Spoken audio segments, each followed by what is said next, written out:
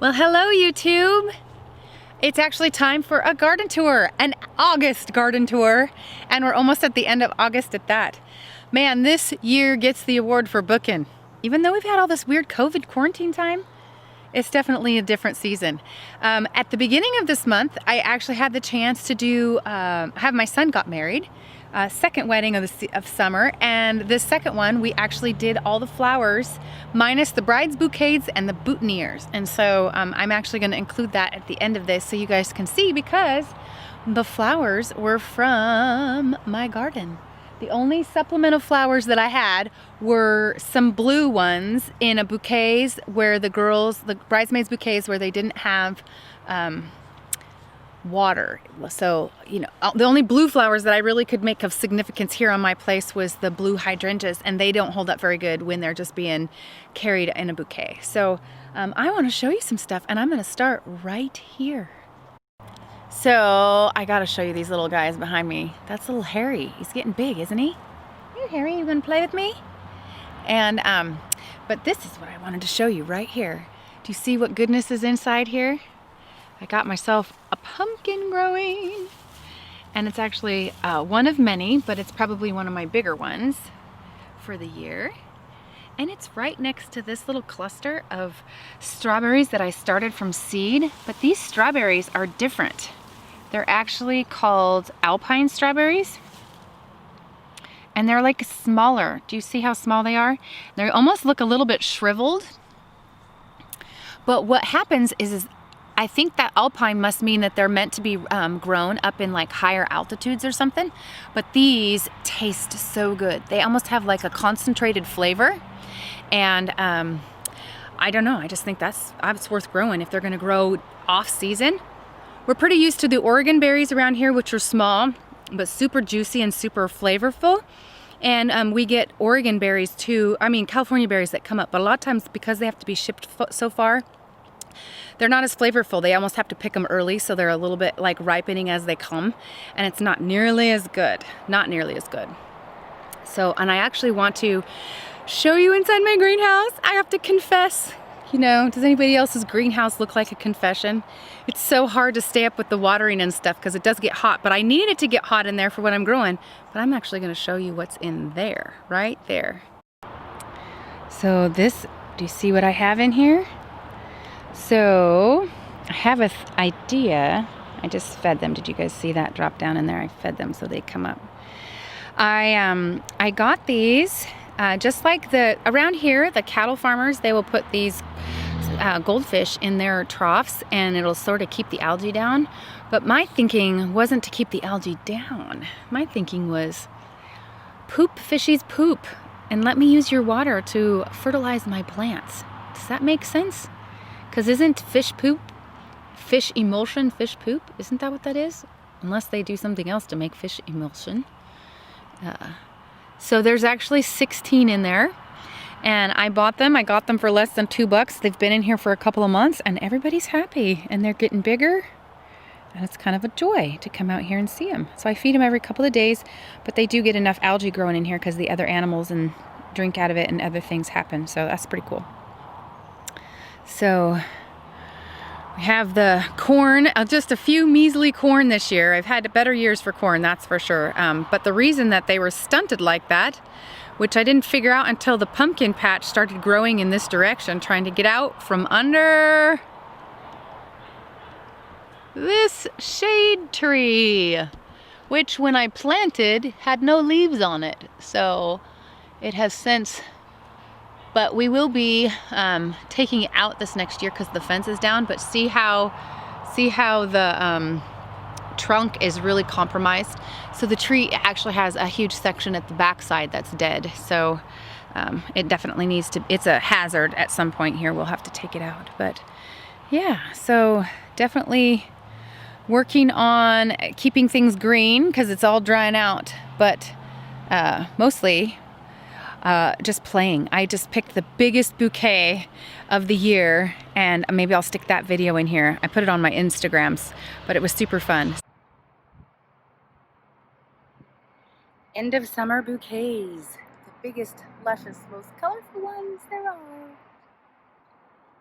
Look at all that fun. Still going strong. Part of the journey this year with these big bouquets is to learn the different ways each flower holds up in a bouquet. So like phlox and asters and all those I hadn't grown before, but this big clustery green sedum on the back was the one that impressed me the most. When all the other flowers are dead and faded out, it is still standing strong, and it makes me want to have that plant all over in my space.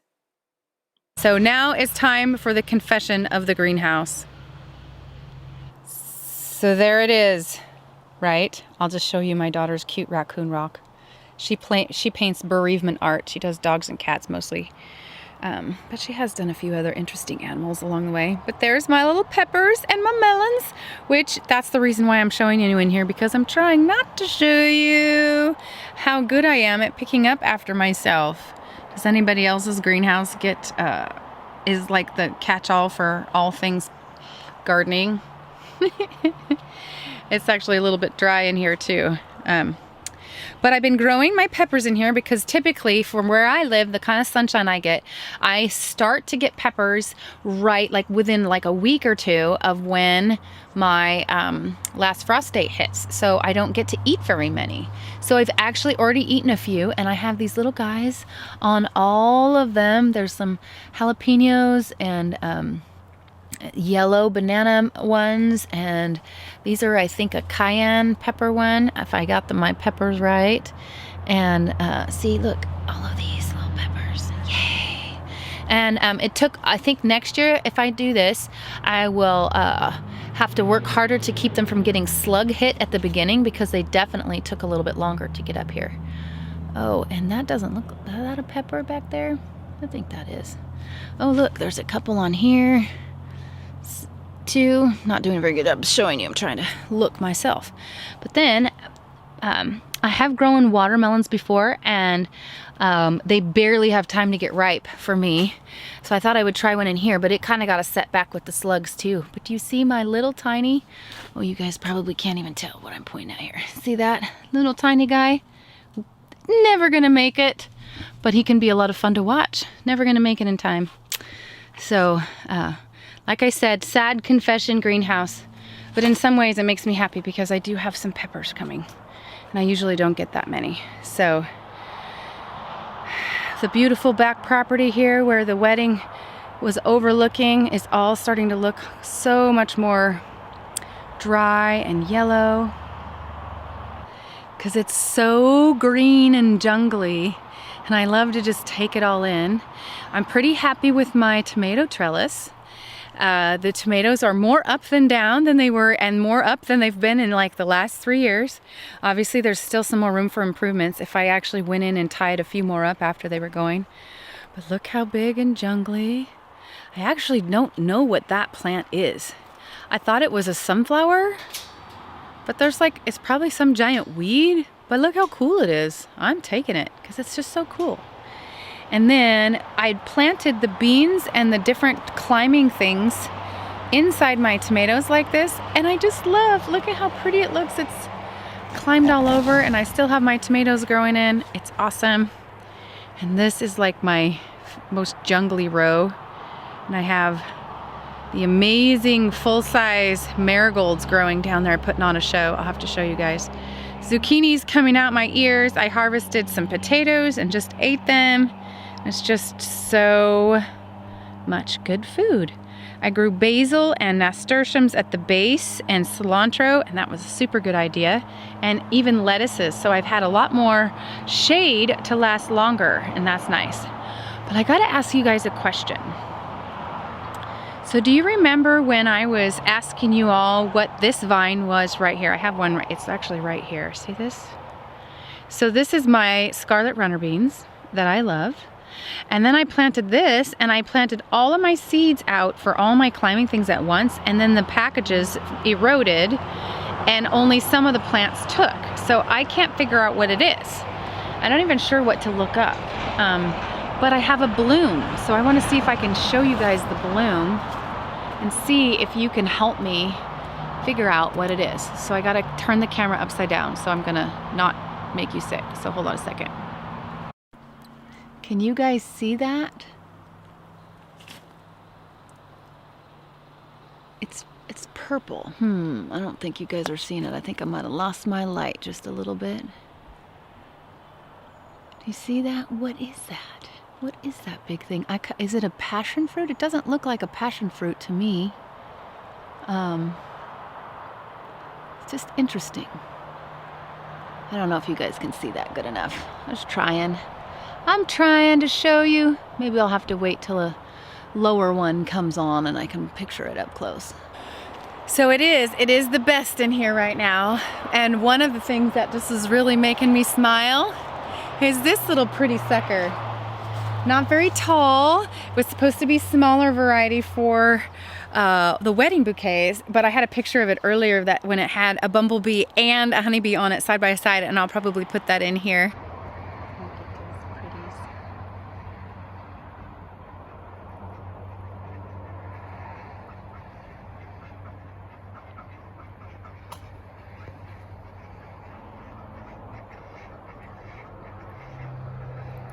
So you can see I've been harvesting loads off of my chamomile.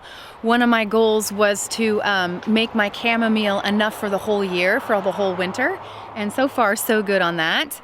The noodle beans, I have figured out that noodle beans in my area are actually really late. So I am not gonna plant them early anymore. I don't even have any noodles on there yet, but they're finally starting to climb up the wigwam, and it'll take some time. They must be a hot weather bean. So is anybody else having trouble growing noodle beans without it being warm enough?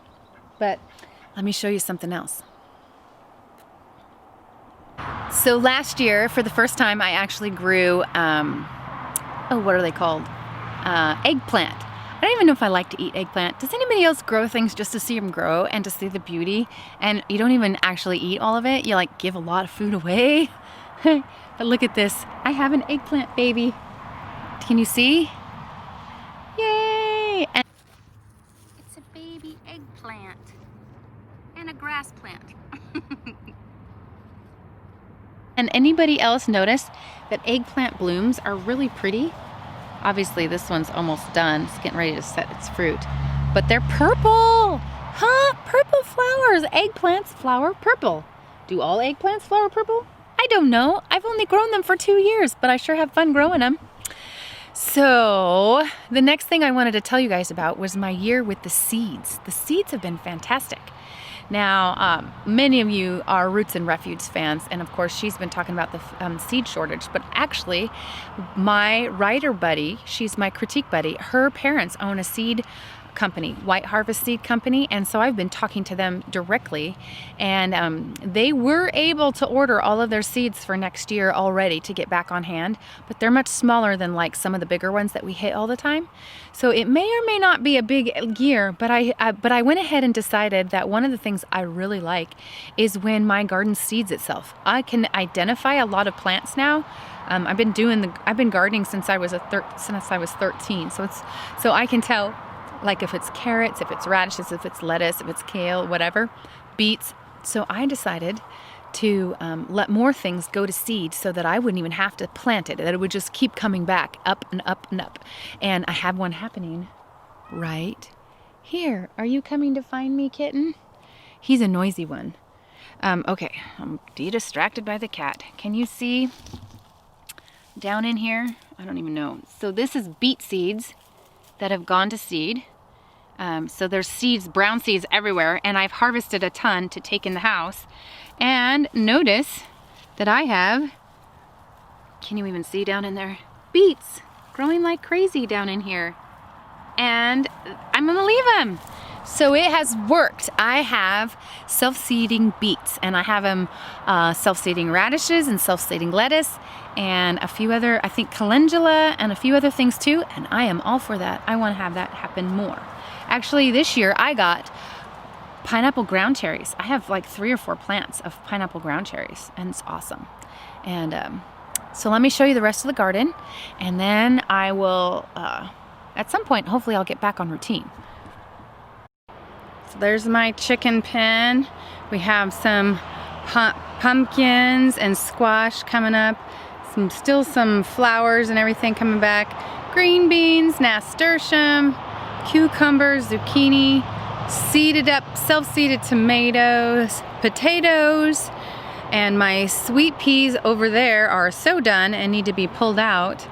And then the lemon cucumbers are full on up here, carrots.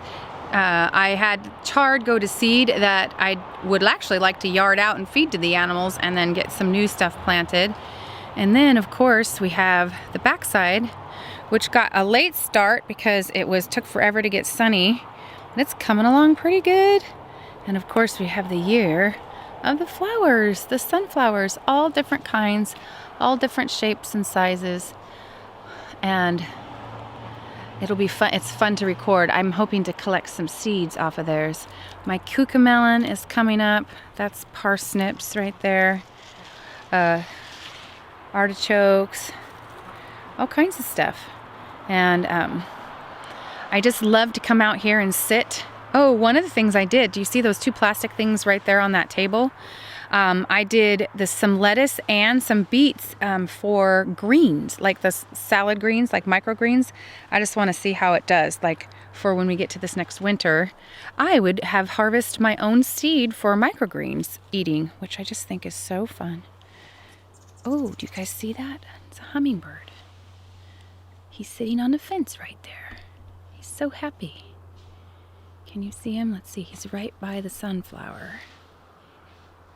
I don't know if you can see him. He's awful tiny. That's as close as I'm gonna get to zoom in. My dog is sniffing a critter out. She's pretty good at that. Oh, he left before I even got over there. But it's looking so pretty and jungly. And I'm gonna tell you one more thing. Before I put my the rest of my pictures on here, the stuff from the wedding, and I've been taking little video clips of things that I find beautiful that I wanted to record, and I'm gonna stick those on here. But before I do, I just want to show you, I think the family favorite thing that I've grown for the last several years, started out as my husband's favorite and he influenced the kids, is lemon cucumbers. Does anybody else love a good lemon cucumber? These are it, and it's loaded. It's time for me to pick. I could literally pick several just right here in this little area. But one thing that I did is I got my Vitamix out again, and the Vitamix is new to me, and I'm just loving it. It's like it's a special thing that I was gifted, and I just can't even tell you how much fun I'm having. I made like an 8-ingredient soup. You guys know how you can run a Vitamix for long enough and it heats it up and cooks it. And it was so good. And all of it was from my garden. And I think I might go do that for my dinner right now. Rise and shine. It's time for flowers for the wedding. This is what we're gonna do today. We're gonna pick and then get ourselves over. So the bride's flowers are blue, yellow, like sunflowers, and greenery and white. That's the color scheme. So let's do this. Hydrangeas are in. They're changing colors, but we'll have to make do. They're gonna be beautiful. Look at all of the flower goodness. I got a little bit of fake, and then greens. A little bit of fake and a whole lot of real. A whole lot of real. Like most women these days. Like most women these days.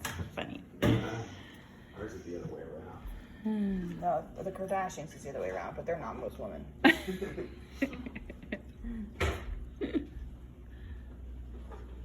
So one of the benefits of having watched my oldest son get married only 3.5 weeks before this wedding was that I could see how the florist attached her bouquet up to the big trellis, the arbor trellis, and so that was a super big win. So this is how it turned out. Isn't it pretty? So we had altar flowers and then the big arbor. That was my favorite to do. It was kind of a fun test of artist skill, you know, to get it all to come together. And then we had the bridesmaids bouquets. It was just such a fun day all the way around. And I am going to put in some pictures of the bride and groom so you can see them too, because oh, we're so, so proud. And it's Sam and Katie. Congratulations to Sam and Katie.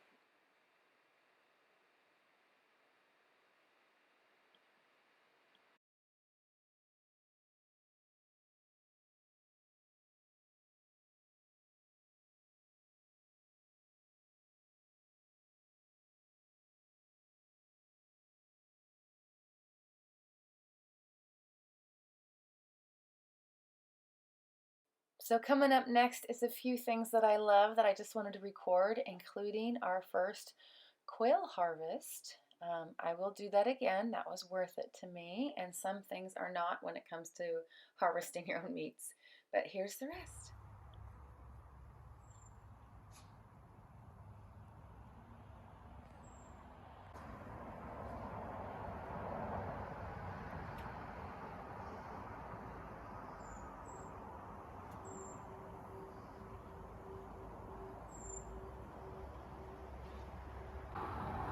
Look at the little baby pumpkins. Alyssum, nasturtium, and then delphinium. Just looking so pretty.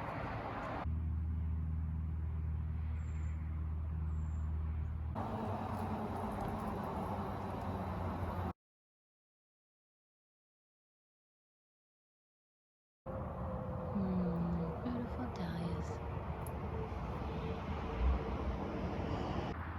It's time to harvest another round of chamomile.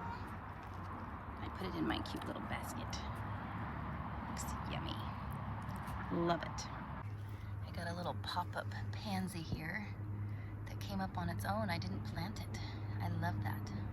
Thanks for watching my videos, and I appreciate the new subscribers, and I'll see you soon.